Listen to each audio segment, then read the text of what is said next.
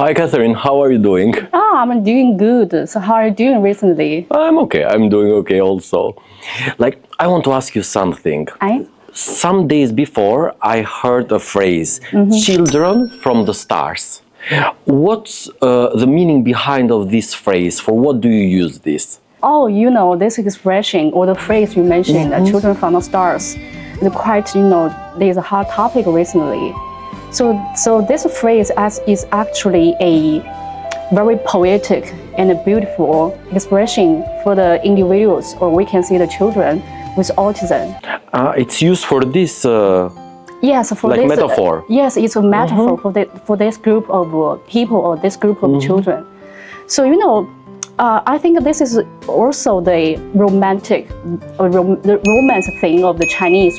For the Chinese. So we didn't use this name in a medical sense. We prefer to use this very beautiful and poetic name. And so it's a metaphor, as you said, to compare the children or the individuals with autism to stars in the sky. These stars, they are visible, but it's not so easy to reach. Yeah, just because, for this group of people, for the individuals with autism, so they basically have this kind of difficulties or challenges in social communication. And it is difficult for them, for example, to understand others' emotions or other people's words even, And for them, they would prefer to immerse themselves in their own worlds. So they are just like stars. You can see them in the sky, but it's not so easy to reach them, And also this name at this level is for the solitude of this group of people. And we have another meaning behind this phrase or this expression, because we think that this group of people, they are very special and they are unique, and also to represent their purity. So for these people, some of them may show some very extraordinary talents in certain areas. It's true. Yeah, in arts or mathematics, I think. Like drawing drawing, or singing. So this kind of talents, make them very unique. Purity, just like the star. So we have this beautiful name for them. And also, I think this very beautiful name is also out of the concern of the whole society, in awareness to foster this kind of public awareness. So although they are very special, we also need to give them more support. Opportunities and support. Opportunity. Just treat them and respect them and love them, just like everyone. It looks very, very deep. Just 3 words or 4 words, and it's very deep, really. It's very deep. You just mentioned something, support and opportunities. Yes. 2 very important words. How does the government in China support and gives opportunities to the children with autism? Yeah, so of course, so there will be the legal protection.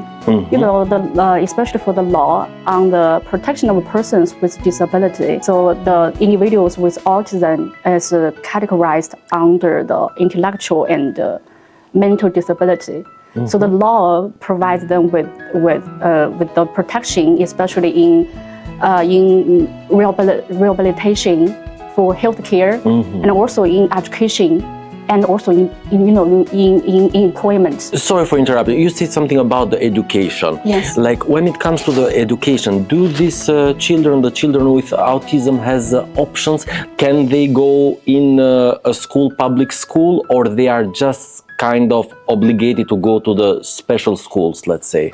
Basically it depends on the family. It depends from family. Yeah, so they can go to the mainstream schools, or they can. So they have options. Yes, of course. Okay. And also they can choose to go to the special education schools. It totally depends on the family. So this policy at the government level is quite open, Cool. And about the healthcare. Healthcare, I think, must be expensive, or it's the family is going to pay for this, or it's going to be a help from the institutions here in China, from the government. Yes, the treatment, especially for the rehabilitation for autism, is really there will be the strong financial support. So most of it will be borne by the family. But at the government level, there will be also this kind of policies or allowances or subsidies for them, especially for healthcare.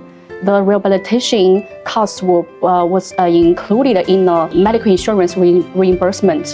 So it's part of the insurance. It was part of the insurance. But like, what about the public awareness? Because as we know, the autism is something that is not so old phenomenon, let's say. Like, what about the public awareness here in China? So, there will be a lot of NGOs involved in this kind of support for the individuals with autism. There will be a lot of training services provided for the parents or for this kind of service training. And also they do a lot of campaigns, advocacy campaigns to foster the public awareness. Although they are special, the society should provide them with the equal respect and love, just like everyone. So have this kind of environment for them to reduce any, discrimination or stereotypes. True. Yeah. It's cool. Like, it looks that in China is provide a very warm and environment with full of opportunities and kind of support, and this is something very good to know, really. Like, I want to thank you, Catherine, because now I understand a little bit more the situation of children with autism here in China. Really, thank you. Yeah, of course. And also, we're very glad that since you are living in China as a foreigner, and you actually noticed this group of people, and you are interested in this topic. Sure. So, of course, thanks for your understanding. Thank you very much. Talk and Take.